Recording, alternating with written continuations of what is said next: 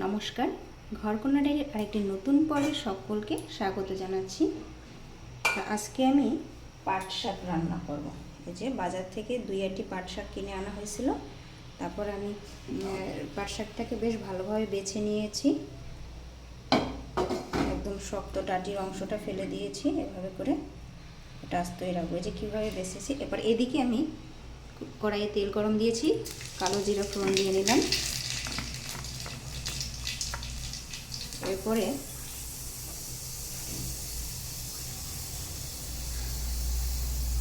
দেখুন তেলটা কিন্তু হয়ে গেছে। আর এদিকে পাট শাকটা আমি এভাবে ডাঁটির অংশটা, যে শক্ত অংশটা বাদ দিয়ে ফেলে দিয়েছি। এভাবে করে পাট শাকটাকে আমি আস্তই কেটে রেখেছি। পুরো পাট শাকটা এভাবেই কাটা হয়েছে। এখন আমি এই পাট শাকটাকে দিয়ে দেবো।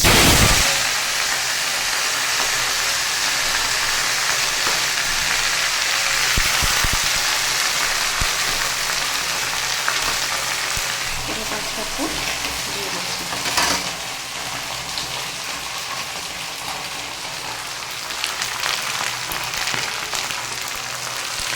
এবার এটাকে ভালোভাবে নেড়ে চেড়ে মিশিয়ে নিই।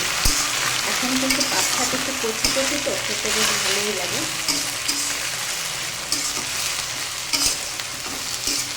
শুধু একটু কালো জিরা ফোড়ন দিয়ে আর একটু লবণ দিয়ে বেশ ভালো লাগে পাট শাক।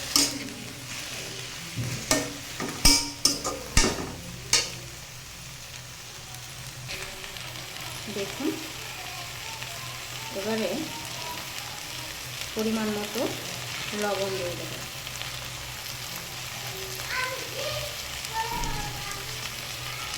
পাট শাকটা যেহেতু কমে যাবে, তো সেই পরিমাণ বুঝে লবণ দিতে হবে। এবারে এটাকে নেড়ে চেড়ে মিশিয়ে নিয়ে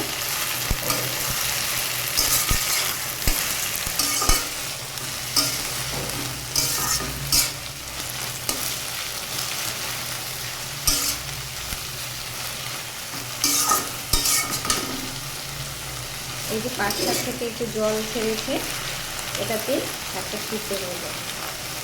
আর দিয়ে দেবো এই যে আস্তে দুটো কাঁচা লঙ্কা, যেহেতু ঘরে এরকম মানে ঝাল খাবে, তা আস্তে দিয়ে রাখছি। ওটা সিদ্ধ হবে, ওটা একটু গুলে নিয়ে খাবে।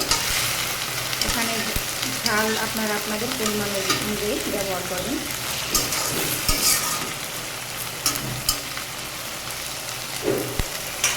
এবারে আমি একটু সময় ঢাকা দিয়ে দেবো।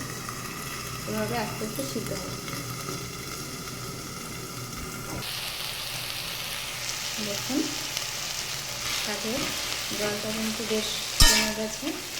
এখন আমি শাকটাকে এইভাবে করে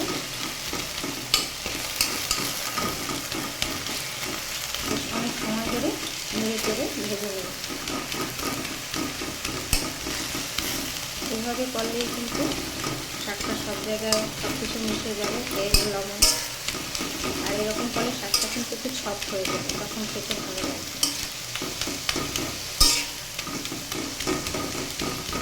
এইভাবে টেনে টেনে শাকটা সঙ্গে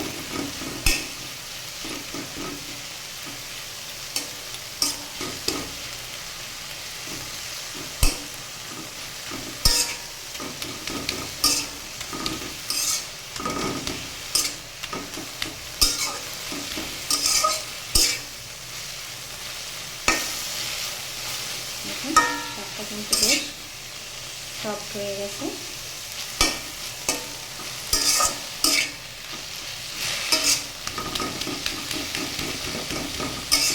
শাক ডাল যত বেশি নাড়া হয় তত স্বাদ বেশি হয়।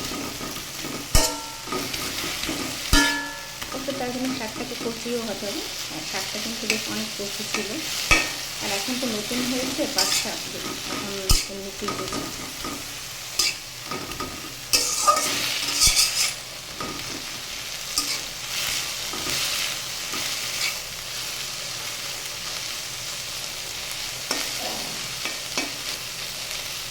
আমার ভাজাটা কিন্তু কমপ্লিট হয়ে গেল।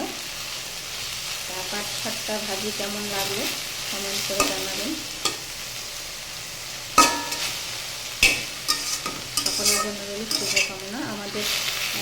আমার এই ভিডিও যদি ভালো লেগে থাকে তাহলে লাইক সাবস্ক্রাইব করে দেবেন, ভিডিওটি শেয়ার করে দেবেন, আমাদের পাশে থাকবেন। সকলের জন্য শুভকামনা। আজকে পর্যন্ত।